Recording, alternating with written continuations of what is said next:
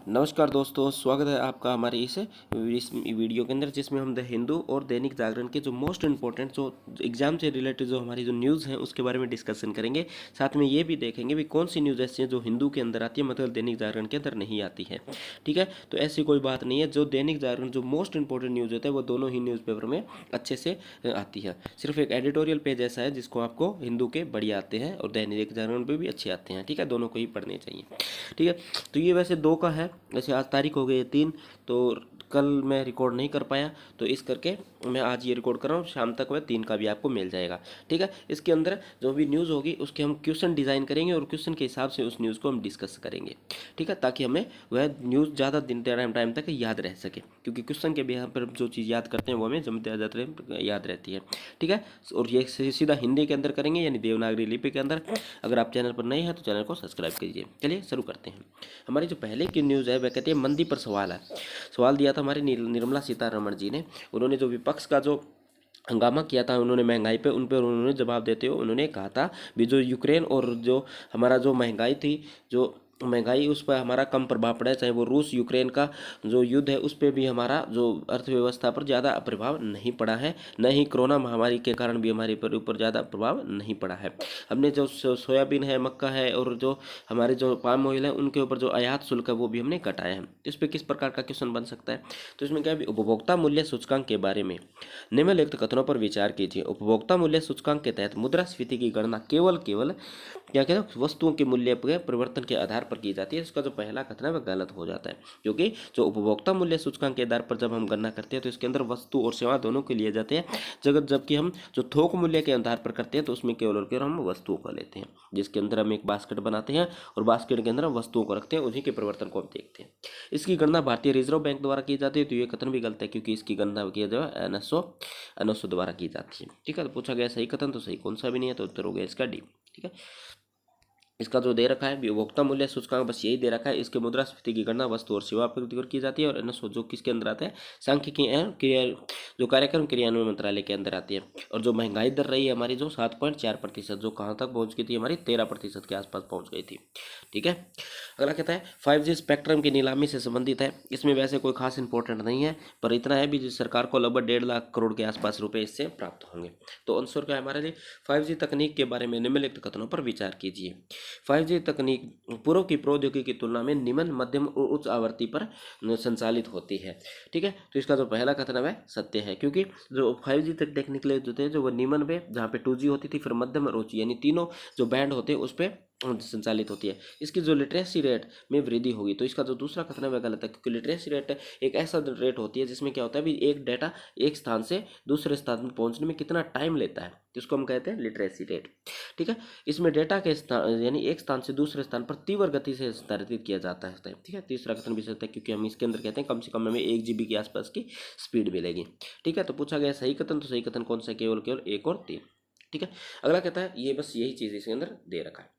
अगली जो न्यूज़ है वह कहता है भी जो हमारे मुख्यमंत्री की यात्रा की जो को यानी को मंजूरी के लिए केंद्र सरकार से मंजूरी की आवश्यक जो अनुमति है उस पर उन्होंने रीड यानी जो एक याचिका दायर करी है दिल्ली हाई कोर्ट के अंदर भी, हमें जो विदेश यात्रा उस लिए केंद्र सरकार की अनुमति न ली जाए। ठीक है, तो ये अगर हम देखें तो भारतीय संविधान का जो अनुच्छेद 1 है उसके हमने संघ के राज्यों की बात कही गई है, यानी जो हमारा जो भारत है वह किसी राज्यों के साथ किसी प्रकार के समझौते का परिणाम नहीं है। यानी जो हमारी राज्य है वह केवल प्रशासनिक आधार पर हमने, प्रशासनिक सुविधा के आधार पर हमने राज्यों का गठन किया है। ठीक है, तो इसके अंदर कथन के जो इसका जो क्या कहता है, इसमें जो कहा गया है ये कहता है भी निम्नलिखित कथनों पर विचार कीजिए। भारतीय संविधान राज्य को स्वतंत्र रूप से विदेशी से ऋण प्राप्त करने की स्वतंत्रता प्रदान कराता है। इसका जो पहला कथन है वह गलत है, क्योंकि ये राज्य को नहीं है, ये केवल किसको, केंद्र सरकार होते हुए अपनी संसद निधि पर गारंटी के आधार पर ऋण ले सकती है। अगला है राज्यपाल सरकार का मुखिया को विदेशी यात्रा की अनुमति देता है, तो ये भी कथन गलत है, क्योंकि अभी हमने देखा तो ये किससे अनुमति लेनी पड़ती है, केंद्र सरकार से हमें अनुमति लेनी पड़ती है। तो दोनों कथन गलत है, सही पूछा गया तो आंसर हो गया इसका डी। ठीक है, बस यही चीज़ के दे रखी है। अगला क्या है, बिगड़ती हुई राजनीतिक अस्थिरता के बीच में भारतीय पहुंच में मालदीव के राष्ट्रपति, यानी जो मालदीव के जो राष्ट्रपति है वह भारत पर आए हैं। ठीक है, अगर छोटे एग्जाम के लिए अगर हम देखें तो इनके जो राष्ट्रपति का नाम इंपॉर्टेंट होता है, मगर यूपीएससी के लिए इतना इंपॉर्टेंट नहीं होगा, जिनका नाम है जो इब्राहिम मोहम्मद, जो जी क्या लगे, इब्राहिम मोहम्मद जो सोहेल। ठीक है, इनका जो नाम है। ठीक है, तो जो हमारा जो क्वेश्चन बनता है जो क्या है भी, जो एक जो मालदीव के साथ भारत ने काफ़ी कुछ हमारा जो आर्थिक सहयोग भी रहा है, सुरक्षित सहयोग भी रहा है, और अगर हम ध्यान से देखें जो हमारा भारत है, तो भारत के इस क्षेत्र में मालदीव पड़ता है, जो हमारी सामरिक दृष्टि से भी काफ़ी महत्वपूर्ण है। ठीक है, अगर हम देखें तो ये एक दे रखा है भी कंबाल सुरक्षा कन्वेंशन, ये सॉरी कॉन्क्लेव क्योंकि में निम्नलिखित में से कौन सा देश शामिल नहीं है, तो इसके अंदर कौन सा शामिल नहीं है, हमारा म्यांमार शामिल नहीं है। ठीक है, क्या दे रखा है, जो कोलंबो सुरक्षा जो कॉन्वेंस है, भारत, श्रीलंका, मालदीव और मॉरिशस का एक समुद्री सुरक्षा समूह है, जिसका उद्देश्य हिंद महासागर में देशों के बीच में समुद्री सुरक्षा को घनिष्ठ बनाना है। ठीक है, तो कौन कौन से देश इसमें, तो भारत है, श्रीलंका है, मालदीव पर और मॉरिशस है। ठीक है, सारे के सारे अगर देखें तो हम हिंद महासागर में पड़ते हैं। ठीक है, तो जबकि म्यांमार हमारा इस साइड पड़ता है। अगला जो द हिंदू के अंदर न्यूज़ है, दैनिक जागरण के अंदर नहीं है, वह कौन सी है, लिंगराज मंदिर के बारे में, जहाँ पे एक फेस्टिवल देखा गया, कौन सा, लिंगराज मंदिर का। तो क्योंकि यूपीएससी मंदिरों पर तो काफ़ी फोकस करती है, और अब की बार 2022 के अंदर भी इसका क्वेश्चन आया था, तो 23 में भी ऐसी बातें रिपीट हो सकता है क्वेश्चन लिंगराज मंदिर के बारे में। क्या है, लिंगराज मंदिर के बारे में निम्नलिखित कथनों पर विचार कीजिए। लिंगराज मंदिर का निर्माण कलिंग सैलिंग में किया गया है। ठीक है, तो पहला कथन इसका सत्य है, यह केवल और केवल भगवान शिव संप्रदाय से संबंधित है। ठीक है, तो इसका दूसरा कथन है वह गलत है, क्योंकि ये भगवान शिव से और वैष्णव संप्रदाय दोनों से संबंधित है। तो पूछा गया सही कथन, सही केवल केवल केवल एक। ठीक है, ये दे रहा है कि 11वीं सदी में बना लिंगराज मंदिर भगवान शिव को समर्पित है। ठीक है, और इसे भुवनेश्वर कहाँ पे है, भुवनेश्वर उड़ीसा के शहर में सबसे बड़ा मंदिर भी माना जाता है। इसका निर्माण किसने कहा था, ये सोमवंशी राजा कौन थे, यताति प्रथम ने करवाया था, ये माना जाता है। वैसे यह लाल पत्थर, यानी जो लाल पत्थर से बनाया गया जो कलिंग शैली की वास्तुकला का उत्कृष्ट उदाहरण है। मंदिरों को 4 खंडों में विभाजित किया, जिसमें गर्भगृह, ठीक है, यक्षशाला, भोग मंडल और नाट्यशाला इसके अंदर मिलते हैं, और ये शैव और वैष्णव संप्रदाय दोनों से संबंधित है। ठीक है, अगला दे रखा है, लगातार 5वें महीने जीएसटी में 1.40 लाख करोड़ की से पार कर दिए, इतना हमने संग्रहण किया है। अगर हम देखें तो जो जुलाई 2021 थी, उससे हमके मुकाबले हमने 28% अधिक जो राष्ट्र यानी संग्रहण किया है। ठीक है, तो इसके बारे में जीएसटी इंपॉर्टेंट हो जाता है। तो वस्तु एवं सेवा कर लागू करने का प्रथम सिफारिश किसने, विजय केलकर समिति द्वारा की गई थी। तो इसका जो पहला कथन किया गया, ये कब की गई थी, ये कब की थी, हमारी 2003 के अंदर। ठीक है, वस्तु और सेवा कर को वस्तु अधिनियम 2016 के तहत कानूनी रूप से बाध्यकारी बनाया गया। तो इसका जो दूसरा कथन है वह गलत है, क्योंकि इसके लिए एक अधिनियम कोई पारित नहीं किया गया था, इसके लिए हमने संविधान संशोधन किया था। कौन सा, 101वां संविधान संशोधन किया गया था। इसलिए जो जीएसटी परिषद है वह हमारी कौन सी एक संविधानिक संस्था है। ठीक है, तो इसका जो पूछा गया सही कथन, तो सही कथन कौन सा, केवल और केवल एक। ठीक है, क्या दे रखा है, जीएसटी का भुगतान उपभोक्ता द्वारा किया जाता है। किसके द्वारा, उपभोक्ता, यानी हम इसका जीएसटी का भुगतान करते हैं। जबकि ये लगा है किसके आधार पर जाता है, जो हमारे जो व्यवसाय जो कंपनियां होती है उसके आधार पर। जीएसटी के अंदर 4 दर निर्धारित किए, कौन सी, 5%, 12%, 16% और 28%। ठीक है, जो जीएसटी की एक बार जो जीएसटी परिषद है वह एक सूची रखती है, जो स्लैब की सूची बनाती है, उस सूची के अंदर देखती है भी कौन कौन सी वस्तु किस किस के अंदर कर आएगी। ठीक है, इसे 2016 में राज्यसभा में 101वां संविधान संशोधन के तहत मंजूरी दी गई थी 2016 के अंदर। ठीक है, तो ये कौन सा संविधान संशोधन विधेयक है। और जो अनुच्छेद 239A है वह जीएसटी को प्रशासनिक और नियंत्रित करने के लिए राष्ट्रपति द्वारा जीएसटी परिषद गठन करने के बात कहता है। इससे अध्यक्ष भारत के केंद्रीय वित्त मंत्री होते हैं, और राज्यों के मनोनीत मंत्री होते हैं, वह इसके अध्यक्ष होते हैं, सदस्य होते हैं। ठीक है, अगला है, यूक्रेन द्वारा रवाना हुआ अनाज से लदा हुआ जहाज। अभी हमें पता है यूक्रेन और रशिया के बीच में युद्ध चल रहा है, तो ऐसे में अगर यानी यूक्रेन से जो मक्का है या कोई चीज़ है जो आयात की यानी जो निर्यात की जाती है, यानी उसकी इकोनॉमी फिर से यानी चल रही है, यानी फिर से पटरी पर आ रही है। तो वैसे बताया गया भी जो यूक्रेन है वह मक्का का निर्यातक का सबसे बड़ा देश है। ठीक है, और हमें पता है अभी यूक्रेन से हम पाम ऑयल वगैरह भी खरीदते हैं। तो कम से कम 70% के आसपास ये जो सूरजमुखी का यानी पाम ऑयल यानी यूक्रेन से हम खरीदते हैं, और कुछ 20% हम रशिया से खरीदते हैं। तो इसमें क्वेश्चन क्या है, निम्नलिखित में से कौन सा काले सागर की से सीमा साझा करता है। तो कौन कौन से देश थे जो काले सागर के साथ अपनी सीमा को साझा करते हैं? कौन है वे? यूक्रेन है, टर्की है और रोमानिया है, क्योंकि सीरिया है वह भूमध्य सागर के साथ अपनी सीमा को साझा करता है। तो पूछा गया है सही कथन, तो सही कथन है इसका केवल केवल 1, 2 और 4। ठीक है, ये दे रखा है इसका हमारा जो ब्लैक सी है, ब्लैक सी के बाद यूक्रेन ये रहा, ठीक है, रोमानिया ये रहा, इसके बाद में जो बुल्गारिया है ये हमारा टर्की है, और इधर है जॉर्जिया है, और जो हमारा जो सीरिया है वह यहाँ पर या नीचे है, और यहाँ कौन हमारा सा भूमध्य सागर है। ठीक है, अगली जो न्यूज़ है वह द हिंदू के अंदर थी, मगर ये दैनिक जागरण के अंदर नहीं थी, जिसका क्या नाम है? Lumpy skin disease. ठीक है, ये लंपी स्किन डिजीज के बारे में, जो कि राजस्थान के अंदर ऐसे केस पाए गए हैं, जो हमारी जो गायें हैं उनके अंदर ये जो बीमारी यानी एक प्रकार का ये जो रोग है ये पाया गया है, जिसके अंदर जयपुर के अंदर के इनको कंट्रोल करने के लिए एक गृह का निर्माण किया गया है। ठीक है, तो क्वेश्चन क्या है भी, इसको जो गूगल ट्रांसलेट के ढेलदार त्वचा रोग कहा गया है। जैसे पता नहीं यूपीएससी किस प्रकार से ट्रांसलेट करेंगे, पर हमें लंपिंग स्किन डिजीज के नाम से भी इसको याद रखना है, पर इसमें विचार करिए। ये पशुओं में होने वाला एक जीवाणु जनित रोग है। ठीक है, तो इसका जो पहला कथन है वह गलत है, क्योंकि ये जीवाणु जनित नहीं, ये कौन सा एक वायरस जनित रोग है, यानी वायरस के द्वारा ये रोग होता है। ठीक है, वर्तमान में इसका कोई चिकित्सक टीका या उपलब्ध नहीं है, चिकित्सक बीमारी यानी इसका कोई दवाई या ऐसी कुछ इसके अंदर हमारे पास उपलब्ध नहीं है। तो इसका दूसरा कथन क्या है? सत्य है। ठीक है, तो पूछा गया सही कथन, तो सही कथन कौन सा है? केवल और केवल बी। ठीक है, ये दे रखा है जो हमारी जो ये बीमारी होती है कौन सा, जो लंपी, एक बात देख लेते हैं, जो लंपी स्किन डिजीज है वह किसके, जो मवेशियों और भैंसों में पाई जाती है। ठीक है, और ये वायरस है, ये संक्रमित बीमारी है, यानी संक्रमण होती है। इसमें जो कृषि खाद्य और कृषि संगठन ने कहा भी इससे कम से कम 10% के आसपास मृत्यु हो चुकी है, और ये पहली बार 2000 ये कब 1929 में जिम्बाब्वे के अंदर ये महामारी पाई गई थी। और ये जो रोग है ये विशिष्ट, इसके प्रकार की कोई एंटीबॉडीज या एंटीवायरल कोई दवाई उपलब्ध नहीं है। अगला दे रखा मंकी पॉक्स के बारे में। ठीक है, इससे जो केरल के अंदर यूएई से एक यानी हमारा जो एक नागरिक था जिसकी मृत्यु हो गई है, तो इसके बारे में ये इंपॉर्टेंट हो जाता है। क्वेश्चन क्या बताया? तो मंकी पॉक्स के बारे में निम्नलिखित कथनों पर विचार कीजिए। मंकी पॉक्स, जरूर ये बॉक्स लिखा है पॉक्स है, यानी वायरस आधारित एक बीमारी है जो संक्रमण द्वारा विस्थापित होती है, यानी संक्रमण यानी एक इंसान से दूसरे इंसान को छूने से, उसके संपर्क में आने से ये बीमारी होती है, और इसकी प्रथम पुष्टि भारत में होने वाली मात्र एक बीमारी है। तो इसका जो दूसरा कथन गलत है, क्योंकि इसके अंदर कहा गया है भी जो संक्रमण है तो यानी भारत में इसकी पुष्टि नहीं हुई, इसकी पुष्टि हमारे किसके अंदर है? यूके यानी उत्तराखंड के, जो उत्तराखंड नहीं है ये हमारा है जो यूनाइटेड किंगडम के अंदर। ठीक है, यानी ब्रिटेन के अंदर। तो पूछा गया सही कथन कौन सा है? केवल एक। ठीक है, तो क्या यही देखा भी मंकी पॉक्स जो बीमारी है उसके बारे में एक संक्रमित बीमारी है, जो इसकी पहली पुष्टि कहाँ पे थी? यूके के अंदर हुई थी। एक देख रहा है अफ्रीकन स्वाइन फ्लू। ठीक है, इसके बारे में ये न्यूज़ है, जो हमारे जो सूअर हैं उनके अंदर ये जो बीमारी जो काफ़ी तेज़ी से फैल रही है, जिसको हम अफ्रीकन स्वाइन फ्लू होती है, जो अफ्रीकन है, यानी जो पहले कब से कहा हुआ, ये अफ्रीका के अंदर इसका सबसे पहले जो मिला था, ये लगभग यानी जो पहला जो सिम्टम्स में कहते हैं या जो पहला जो बीमारी का जो ये पुष्टि हुई थी वह कहाँ पर बीमारी? अफ्रीका के अंदर हुई थी, तो इसलिए इसको अफ्रीकन स्वाइन फ्लू बोलते हैं। वैसे ये बीमारी भी इंपॉर्टेंट है, मगर इसके अलावा जो हमारे जो एक संगठन है जो काफ़ी चर्चा में रहता है, इसमें जिक्र कर लेते हैं। तो क्या है? विश्व पशु स्वास्थ्य संगठन के बारे में निम्नलिखित कथनों पर विचार कीजिए। तो विश्व पशु स्वास्थ्य संगठन एक अंतर सरकारी संगठन है। कौन सा? एक अंतर सरकारी संगठन। अंतर सरकारी संगठन का मतलब ये है वे इसके अंदर जो भाग लेती हैं वे जो देशों की जो मेन सरकार यानी जो देश होते हैं उनकी सरकारें ही इसके अंदर भाग लेती हैं, जो पशु के स्वास्थ्य के लिए उत्तरदायी है। तो इसका जो पहला कथन है वह सही है।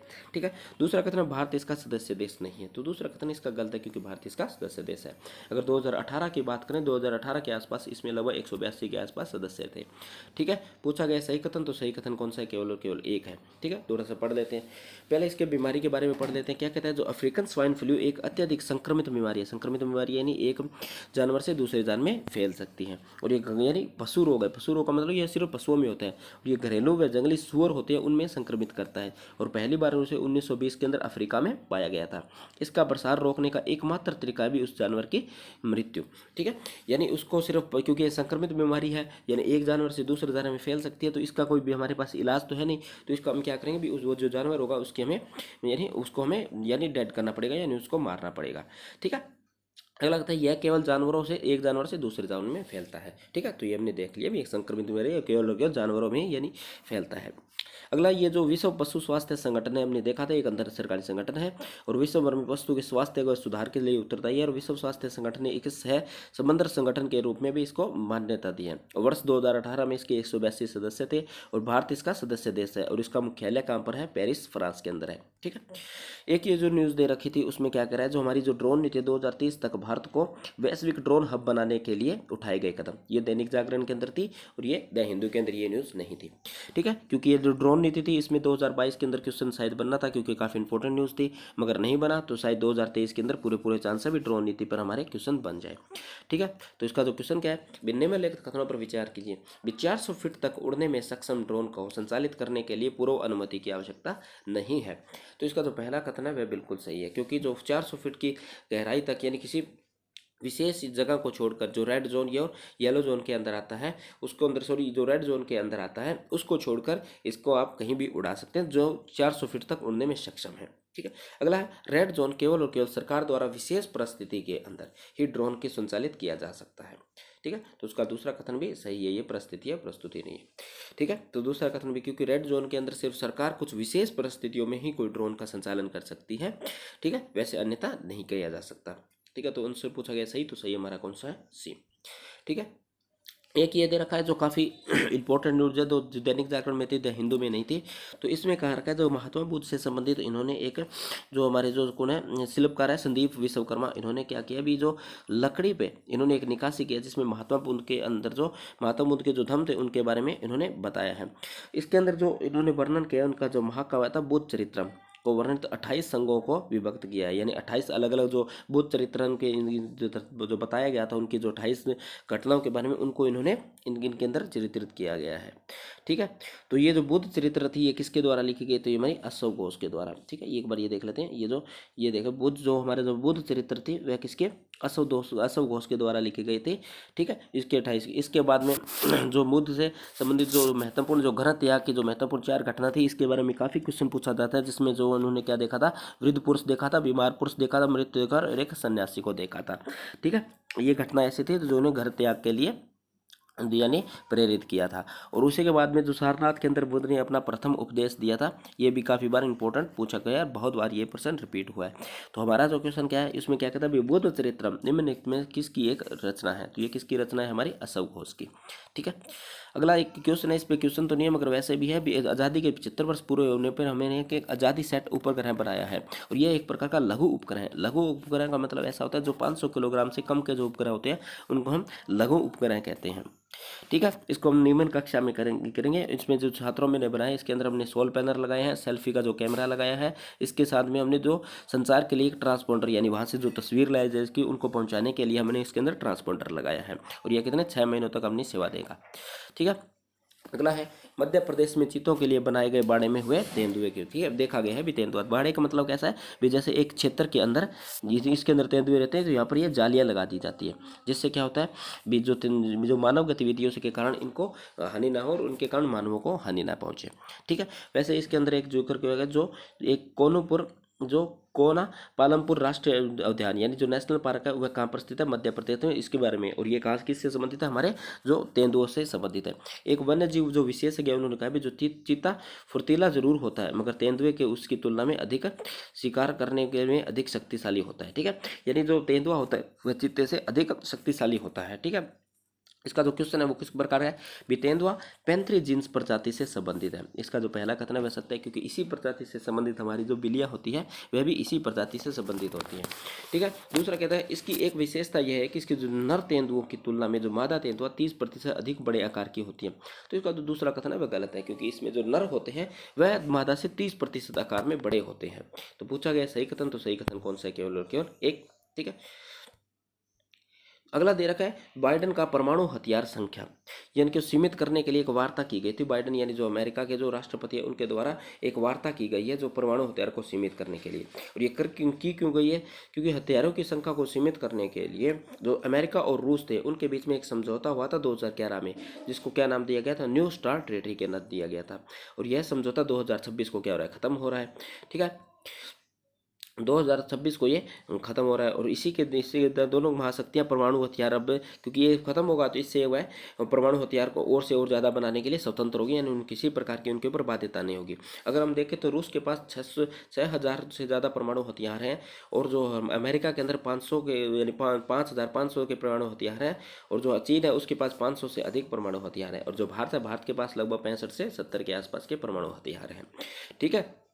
और पुतिन ने वैसे भी कहा भी, जब कभी भी परमाणु से युद्ध होगा तो वह किसी किसी की इसके अंदर जीत नहीं होगी, क्योंकि पूरी पूरी सृष्टि है, यानी जो पृथ्वी है हमारी, वही इससे नष्ट हो जाएगी। बहुत ही भयंकर, यानी करोड़ों अरबों लोगों की इसके अंदर मृत्यु होगी।